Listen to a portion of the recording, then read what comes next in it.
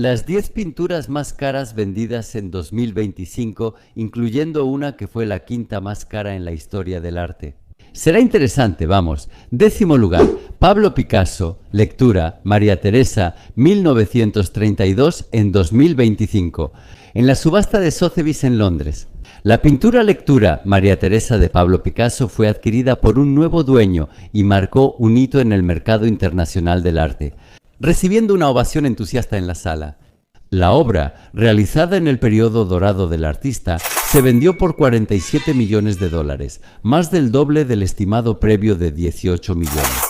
La venta previa de esta pintura fue en 2011 por casi el mismo precio, 40 millones de dólares con comisión de la casa de subastas. Es la primera vez que recuerdo que en 14 años un lote casi no subió de precio y al final el vendedor perdió cerca de 4 millones. La pintura lectura pertenece a una de las etapas más creativas de Picasso, cuando tenía una relación con su amante y musa secreta, María Teresa Walter. El artista plasma su imagen en el lienzo, una joven en silencio, sentada con un libro en las piernas. La escena transmite tranquilidad, sensualidad y paz interior. La mezcla de líneas delicadas, colores intensos y figuras suaves convierte la pintura en una expresión emocional del artista y su vínculo con la modelo. El libro sobre las rodillas de la protagonista es visto por críticos como símbolo de concentración y cercanía sensual. María Teresa y Picasso se conocieron en 1927. Ella tenía solo 17 años y él 45. Al salir del metro de París, Picasso, en la cumbre de su fama, se acercó, la tomó de la mano y dijo: «Yo, Picasso, haremos grandes cosas juntos». Hoy en día es casi un delito. Más tarde, María Teresa recordaba que ella era una chica inocente y que nunca había oído hablar de ningún Picasso. En ese tiempo, Picasso estaba casado con la bailarina rusa Olga Khokhlova y le ocultaba su nuevo romance. En 1935, Khokhlova supo por un amigo que su esposo tenía una amante embarazada. Olga lo dejó de inmediato y se llevó a su hijo. Su matrimonio terminó, pero oficialmente siguieron casados hasta la muerte de Khokhlova en 1955. María Teresa Walter, sensual y atractiva, influyó mucho en Picasso e inspiró obras como Muchacha frente al espejo, El sueño, Desnuda, Hojas verdes y busto y La lectura. El proceso de venta fue tenso. El lote atrajo la atención de muchos coleccionistas internacionales que participaron en la subasta tanto en la sala como por teléfono. La puja por La lectura duró varios minutos, durante los cuales hubo una competencia feroz entre al menos 7 postores. Un comprador anónimo hizo la oferta final por teléfono en la subasta. Es común y decepcionante que en subastas recientes los compradores oculten su identidad. En la pintura de La lectura, Picasso combinó exitosamente elementos del cubismo con una plástica suave y redondeada, creando una imagen que parece al mismo tiempo íntima y universal. Para comprender mejor la obra de Picasso y este periodo, vean mi video sobre él. El enlace está en la descripción, está muy interesante. 9º lugar, Claude Monet, Nenúfares. La pintura Nenúfares de Claude Monet. Uno de los lotes principales de la subasta de Christie's en noviembre en Nueva York. La obra se vendió por 45 millones y medio, un 13% más que la estimación mínima de 40 millones. El lote tenía garantía de la casa de subastas y antes de subastarse cambió de dueño 8 veces, la última en 1985. Hace 30 años la pintura se vendió en Sotheby's, Nueva York, por 1.065.000. En 2025 su valor fue más de 27 veces mayor.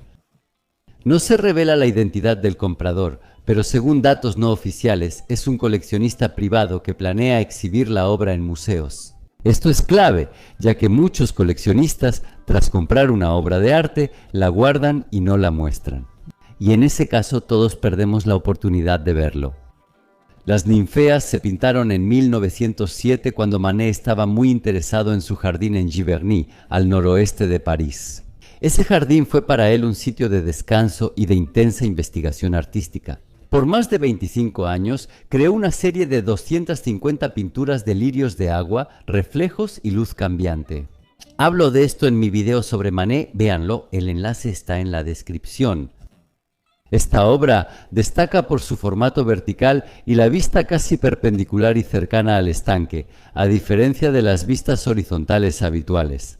Para los curadores de Christie's, estos lienzos verticales de 1907 muestran una evolución especial. Manet experimenta con espacio, color y reflejos, rechazando la construcción tradicional del paisaje, lo que es valioso para la historia del arte.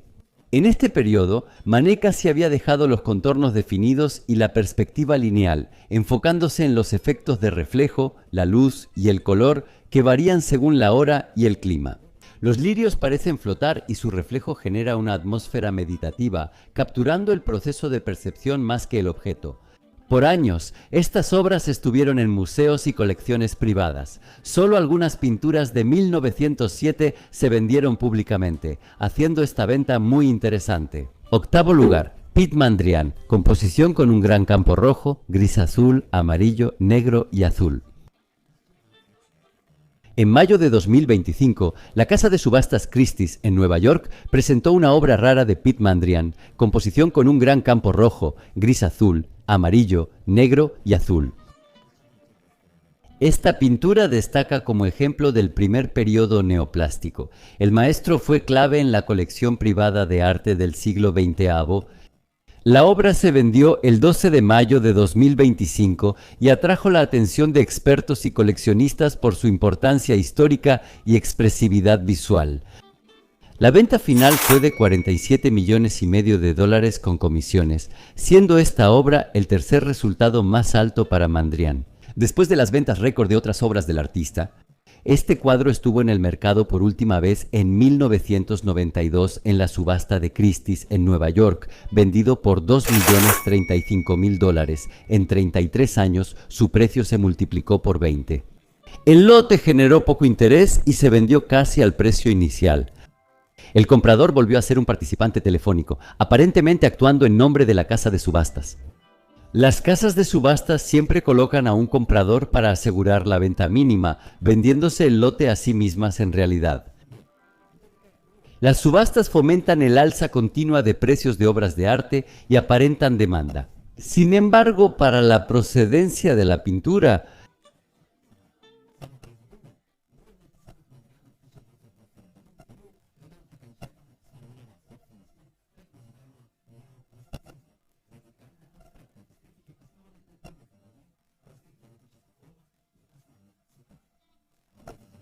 Mondrian no tiene color verde, solo 3 colores principales, azul, rojo y amarillo. El artista rechazó la figuración y optó por la rigurosidad compositiva para crear un lenguaje visual universal que reflejara armonía y belleza pura. Como él decía, en esta obra el campo rojo es el centro visual y se equilibra con áreas gris-azul, amarillo y azul, mientras las finas líneas negras forman una cuadrícula que da equilibrio a la composición. Mondrian empezó como paisajista y luego desarrolló su estilo abstracto, siendo junto con Kandinsky de los primeros abstractistas. En ese momento, ese enfoque era visto como extraño. Representar algo que ni siquiera existe en el mundo, no solo copiar la realidad, no descomponer los objetos como el cubismo, sino crear toda la pintura completamente de la imaginación. Y los orígenes de lo que ahora se llama arte moderno. Séptimo lugar, Jean-Michel Basquiat, Coronas Pesoneto. En la subasta de noviembre de Sotheby's en Nueva York, la obra de Jean-Michel Basquiat, Crowns Pesoneto, causó un verdadero furor. Fue uno de los eventos más comentados del mercado del arte este año. Esta importante obra apareció por primera vez en una subasta pública y se vendió por 48,3 millones de dólares, superando significativamente las expectativas iniciales de los expertos, quienes la valoraban en un rango de 35 a 45 millones. Basquiat creó la pintura Corona a finales de 1981 cuando tenía 21 años. Un punto crucial para el artista, al pasar de grafitis callejeros en Nueva York a crear en estudio y debutar en la galería de Anina Nosei. En un lienzo de casi 2 metros, Basquiat mezcla líneas dinámicas, colores brillantes y fragmentos de texto de estilo casi ingenuo o primitivo. El elemento central son 4 coronas que ya formaban parte de su marca visual. La inscripción peso neto, que significa peso neto en español, es una forma en que el artista une arte, cultura, identidad y comercio en un solo gesto visual. El proceso de venta fue rápido, pero muy tenso. El lote despertó un gran interés entre coleccionistas e inversionistas y la subasta comenzó con la participación activa de representantes de colecciones privadas. La oferta ganadora fue hecha por un participante vía telefónica, a través de Zhen Hua, directora de Sotheby's en China. Este comprador también fue anónimo, negándonos la oportunidad de analizarlo detenidamente. El simbolismo en la obra de Basquiat se asocia a su lenguaje visual. Las coronas representan poder, grandeza y vulnerabilidad. Figuras negras, fragmentos de texto, flechas y colores forman en el lienzo un mundo gráfico tenso que refleja códigos culturales callejeros, vivencias del artista y su deseo de expresar una identidad, su tema principal. Sexto lugar, Frida Kahlo Sueño Kama. En noviembre, en la subasta de Sotheby's, se realizó una de las ventas más comentadas en el mundo del arte contemporáneo, que estableció un récord en el precio de obras de mujeres artistas. El autorretrato de la artista mexicana Frida Kahlo, pintado en 1940 bajo el título Sueño Kama, se vendió por $54.7 millones. Esta venta superó el récord anterior de una mujer artista, establecido por la obra de Georgia O'Keeffe, Jimson Weed, White Flower, número 1 vendida en 2014 por $44.4 millones. Además, superó su récord previo en subasta, logrado en 2021 con la pintura Diego y yo. Esta obra se vendió en la subasta de Sotheby's en Nueva York en 1980 por solo $51.000. ¿Se imaginan lo poco valorado que fue el arte de Frida y de las mujeres en general? En 35 años el valor de la pintura creció más de 1000 veces, otro récord establecido por esta venta. La pintura era de una colección privada y no estuvo accesible al público por casi 30 años. Su última exhibición fue a finales de los 90. Antes de la subasta, la obra recorrió importantes salones de arte en Londres, Abu Dhabi, Hong Kong, París y Nueva York, aumentando su interés y visibilidad en el mercado.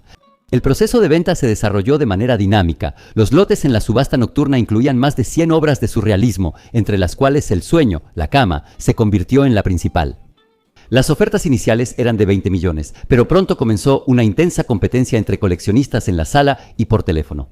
La puja final, cuando el subastador baja el martillo, se fijó en 47 millones. Con la comisión de Sotheby's, el total llegó a $54.7 millones, mostrando un aumento de 2 veces y media. La pintura ingresó al top 50 de las obras más caras, en el puesto 48 superando a los Iris de Van Gogh y sus 34 millones. No se ha revelado la identidad del comprador. La oferta ganadora fue telefónica y hecha por el director del Departamento de Arte Latinoamericano de la Casa de Subastas. El simbolismo y la historia de la pintura la hacen muy significativa. El Sueño, la Cama es un autorretrato donde Frida Kahlo se muestra dormida en una cama de madera tallada flotando entre nubes. Su cuerpo está cubierto por una manta dorada y enredaderas y sobre su cabeza hay un esqueleto envuelto en dinamita. Esta inquietante escena refleja temas característicos de Kahlo: lucha contra la muerte, enfermedad crónica y sus miedos. La artista sufrió una grave lesión juvenil en un accidente de autobús, lo que la obligó a pasar años en cama y someterse a varias operaciones. Estas experiencias influyeron en su lenguaje artístico y en la psicología de sus imágenes. Frida Kahlo no se consideraba surrealista, aunque sus contemporáneos solían asociar su obra con ese movimiento. Ella decía que no pintaba sueños, sino que pintaba su realidad. El Sueño, la Cama, equilibra la experiencia interna y la metáfora visual, mostrando los límites entre vida, muerte, vigilia y sueño. Pronto habrá un video sobre la gran Frida Kahlo en mi canal. Suscríbete para no perderte el quinto lugar. Mark Rothko, número 31, franja amarilla, 1958. La venta de la obra de Mark Rothko en Christie's en 2025 generó gran debate en el ámbito museístico. El precio final de $62.1 millones se logró tras una larga puja entre dos fondos privados y un museo estadounidense. Al retirarse el museo, la tensión en la sala fue palpable. Obras similares rara vez llegan al mercado, y perderlas de una colección pública siempre duele. La victoria de un comprador privado reavivó la duda sobre el destino de obras clave del expresionismo abstracto, que suelen acabar en colecciones privadas de desconocidos, ocultos de nuestra vista. Desafortunadamente, la información sobre el precio de la primera compra de la pintura no está disponible, ya que salió a subasta por primera vez, así que aquí no tenemos con qué comparar. El año 1953 fue para Rothko un periodo de extrema concentración interna y de una crisis cada vez mayor. Su pintura rechaza lo decorativo y busca una densidad emocional máxima. El número 31 pertenece al ciclo de obras donde los campos de color se vuelven más pesados y la paleta más contenida. La franja amarilla no es un acento, sino un elemento que equilibra y mantiene la composición unida. Rothko realizaba sus obras en condiciones rituales, luz tenue, reglas estrictas para exhibirlas y distancia mínima con el espectador. Él insistía en colgar las pinturas bajas, casi al nivel del cuerpo, creando un espacio cerrado que envolvía al espectador. La obra estuvo mucho tiempo en manos privadas y rara vez se exhibía, lo que aumentó su estatus de culto e interés. En la subasta, el cuarto lugar es para Vincent van Gogh, Novelas parisinas y rosas en un vaso. La venta de esta naturaleza muerta en la subasta nocturna de Sotheby's en Nueva York en 2025 fue uno de los episodios más intensos de la temporada. A diferencia de los lotes récord, que recibieron aplausos y de los que hablaremos después. La subasta fue silenciosa, coleccionistas y museos sabían lo raro del momento. Se vendía una obra del periodo parisino de Van Gogh. Este periodo fue muy corto y la mayoría de las pinturas se perdió, ya que nadie lo tomaba en serio. Por eso, las pinturas de Van Gogh de este periodo son muy raras y casi no se venden en privado. La subasta inició con 40 millones y pronto superó la mayor estimación. La competencia fue entre dos coleccionistas estadounidenses, expertos en el Van Gogh temprano, antes de Arles, las crisis y los mitos. El precio final de $62.7 millones se logró tras una breve pausa, mientras la sala esperaba el movimiento final. El ganador fue anónimo, pero según el mercado del arte, la pintura se compró para un fondo privado con opción de exhibirse en museos. ¿Saben? Me parece que ya es hora de aprobar una ley que prohíba ocultar el nombre del comprador cuando se trata de un patrimonio mundial. La pintura se realizó en 1887, durante el periodo que los expertos consideran el más intenso intelectualmente en la vida de Van Gogh. París fue para él escuela y campo de batalla a la vez. Conoce el impresionismo, estudia la luz, debate con contemporáneos y nota su retraso. Llegó a París desde Holanda como autodidacta sin experiencia en retratos y la alta sociedad parisina, arrogante, no lo aceptó. Hablo de este periodo en el video sobre Van Gogh, véanlo, dejaré el enlace en la descripción. Esta naturaleza muerta carece de drama externo, pero muestra concentración interna. Los libros sobre la mesa no son decorativos, sino parte de su experimento con una nueva técnica de pincelada corta y rítmica que será su sello distintivo. No será reconocido en vida, pero iniciará un movimiento en el expresionismo. Mondrian es esencialmente seguidor de Van Gogh. Las rosas en un vaso de vidrio lucen frágiles, acentuando la inestabilidad. La paleta sigue contenida y la pincelada es rítmica y disciplinada. Van Gogh aún mantiene la forma, pero ya explora la tensión del color. La pintura pasó años en colecciones privadas y rara vez se exhibía, siendo un raro testimonio del Van Gogh reservado como artista. Antes de la leyenda y el trágico final, antes de ser símbolo. Tercer lugar, Gustav Klimt, Ladera del Bosque en Attersee, 1916. La pintura Ladera del Bosque en Attersee fue parte de la famosa colección privada de Leonardo Lauder, fundador de Estée Lauder, quien falleció en 2025 y fue uno de los principales coleccionistas de Klimt.